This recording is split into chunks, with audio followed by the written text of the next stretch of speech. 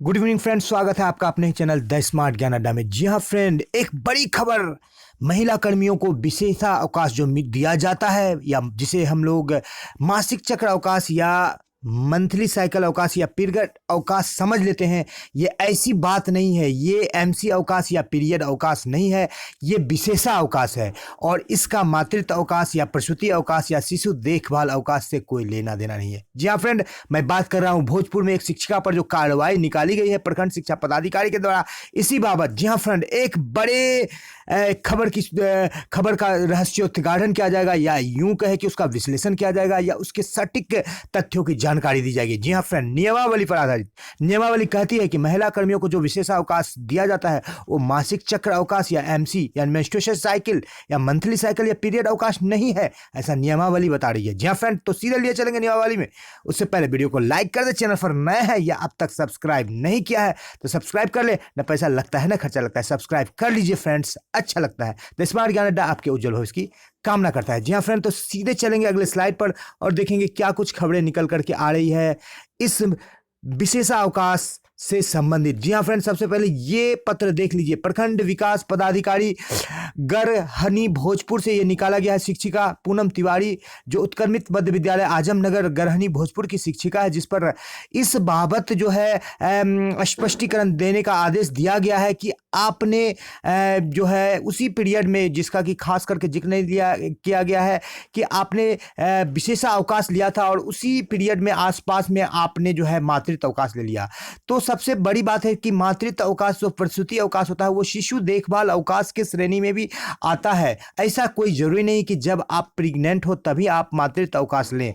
आप शिशु देखभाल अवकाश, जब आपको आपके शिशु को आपकी सबसे ज्यादा जरूरत है तब आप ले सकते हैं।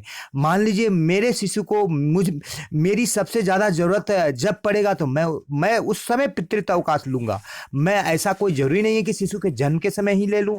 मेरा शिशु का जन्म हुआ है लेकिन मैंने पितृत्व अवकाश नहीं लिया है तो मैं कभी भी ले सकता हूं जब हमें पितृत्व अवकाश की जरूरत पड़ेगी, यानी कि मेरे बच्चे को पिता की जरूरत पड़ेगी। इसी तरह से शिशु देखभाल अवकाश के रूप में भी उसको लिया जा सकता है।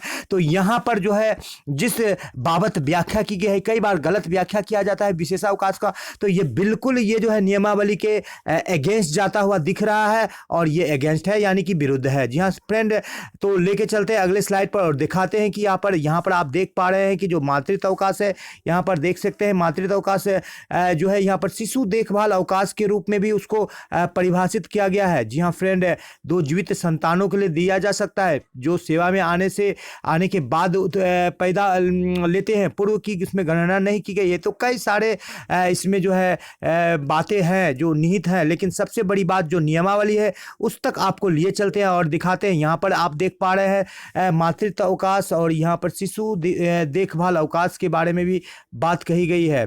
यहाँ पर लेके चलते हैं आपको सीधे नियमावली में। यहाँ भी आपको देख लेते हैं शिशु देखभाल अवकाश के लिए यहाँ पर देखिए 15 दिनों की छुट्टी दी गई है जो कि पितृत्व अवकाश है। जी हाँ फ्रेंड, शिशु देखभाल अवकाश वो मातृत्व अवकाश भी हो सकता है, पितृत्व अवकाश भी हो सकता है।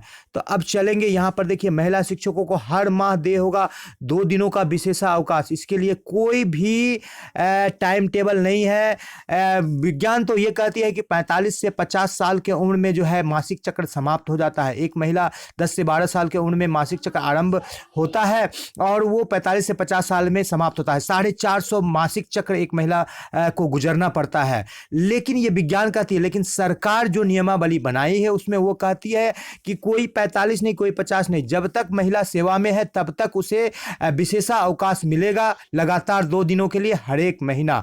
जी हाँ फ्रेंड, ये उनके सेवा में रहने तक की अवधि तक दे होगा, चाहे वो सेवा 60 वर्ष की हो, चाहे 62 वर्ष की हो, चाहे 65 वर्ष की ही क्यों ना हो। जी हाँ फ्रेंड, अब आगे भी बढ़ते हैं और देखते हैं कि इस पर क्या कुछ नियमावली कहती है। जी हाँ फ्रेंड, यहाँ पर आप देख पा रहे हैं नियमावली का जो है यहाँ पर पृष्ठ आपके सामने है। ये नियमावली है। सरकारी कर्मचारियों के विभिन्न सेवा संघों की मांग एवं उनसे हुए समझौते को दृष्टिगत रखते हुए राज्य सरकार ने यह निर्णय लिया है कि राज्य के सभी नियमित महिला सरकारी कर्मचारियों को प्रत्येक माह में 2 दिनों का विशेष आकस्मिक अवकाश की सुविधा दी जाए। ये 2 दिनों का विशेष आकस्मिक अवकाश है, न तो ये मासिक चक्र अवकाश है न पीरियड अवकाश है, ये विशेष आकस्मिक अवकाश की श्रेणी में इसको रखा गया है। तो इसको मातृत्व अवकाश से जोड़ने का कहीं से कोई तात्पर्य नहीं है। यह विशेष अवकाश सरकारी सेवक को सरकारी सेवक को यहाँ पर सेविका होना चाहिए को 50 वर्ष में अनुमान आकस्मिक अवकाश के अतिरिक्त दे होगा। जी हाँ फ्रेंड, ये तो सभी लोग जानते हैं। यह छुट्टी प्रत्येक माह में 2 लगातार दिनों के लिए एक ही बार अनिवार्य होगी। जी हाँ फ्रेंड, एक माह में एक बार मिलेगा। विशेष अवकाश छुट्टी देने का अधिकार उन पदाधिकारियों को रहेगा जिनको वर्तमान नियम के अनुसार आकस्मिक अवकाश स्वीकार करने की स्वीकृति शक्ति प्रदत्त है। यह छुट्टी सार्वजनिक अवकाश एवं रविवार को मिलाकर लिया जा सकेगा। जी हाँ फ्रेंड, यहाँ पर आप देख लेते हैं। एक साथ उपयोग करने की बिहार सेवा संहिता के परिशिष्ट 13 के नियम 2 में उल्लिखित समय अवधि के अधीन गणित होगी। आकस्मिक छुट्टी का अधिकार पूर्वक दावा नहीं किया जा सकता। ये नियम केवल अधिक से अधिक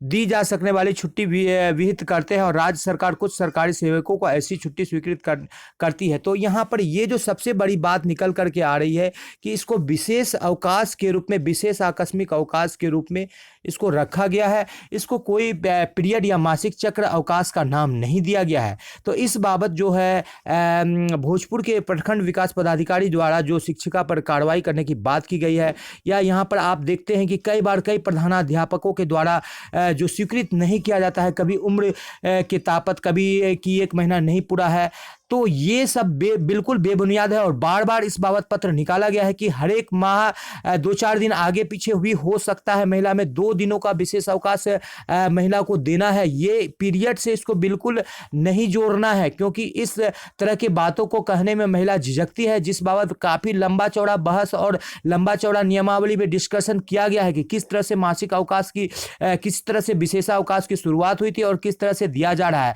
तो इस पर बिल्कुल स्पष्ट कहा गया है कि हर एक महिला को जब तक वो सेवा में है, जिस विभाग में ये दिया जा रहा है, तो उनको दिया जाता रहेगा। और किसी भी प्रधानाध्यापक या किसी भी उस संस्था के हेड के द्वारा उसको इस बाबत कोई भी सवाल नहीं पूछा जाएगा कि क्यों और कैसे क्या आपको ये नहीं मिलेगा। जी हाँ फ्रेंड, तो बिल्कुल सभी महिला शिक्षिकाओं से आग्रह है कि आप अपने विशेषा अवकाश को लीजिए। आप इसे विशेषा अवकाश बोलिए समझेंगे, न कि इसे मासिक चक्र अवकाश समझेंगे। जी हाँ फ्रेंड, तो ये जो पत्र आज निकाला गया है कल, जो जिसमें कि प्रखंड विकास पदाधिकारी द्वारा कार्रवाई की गई है गढ़हनी भोजपुर से, ये बिल्कुल गलत है। क्योंकि यहाँ पर जो है विशेषा अवकाश को बिल्कुल मासिक चक्र अवकाश के साथ जोड़ा गया है, जो कि कहीं से भी वाजिब नहीं है।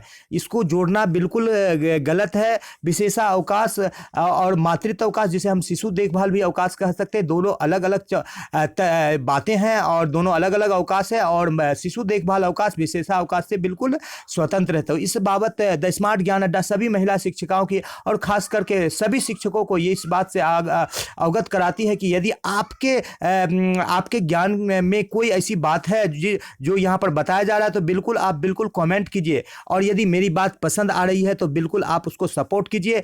और महिला शिक्षिकाओं को मिलने वाली विशेषा अवकाश या उनका जो शोषण किया जा रहा है या उनको प्रताड़ित किया जा रहा है या विशेष अवकाश देने में आनाकानी की जा रही है, उनसे जो है तरह तरह के जो है लज्जा शर्म वाला सवाल पूछे जा रहा है, तो इस बाबत उनकी जरूर हेल्प करें। वीडियो को लाइक करें, शेयर करें और चैनल को अब तक सब्सक्राइब नहीं किया है तो सब्सक्राइब कर ले। द स्मार्ट ज्ञान अड्डा आपका अपना चैनल है साथियों, जो आपके उज्जवल भविष्य की कामना करता है। वीडियो को शुरू से लेकर अंत तक देखने के लिए आपका बहुत बहुत धन्यवाद। आपका दिन शुभ हो।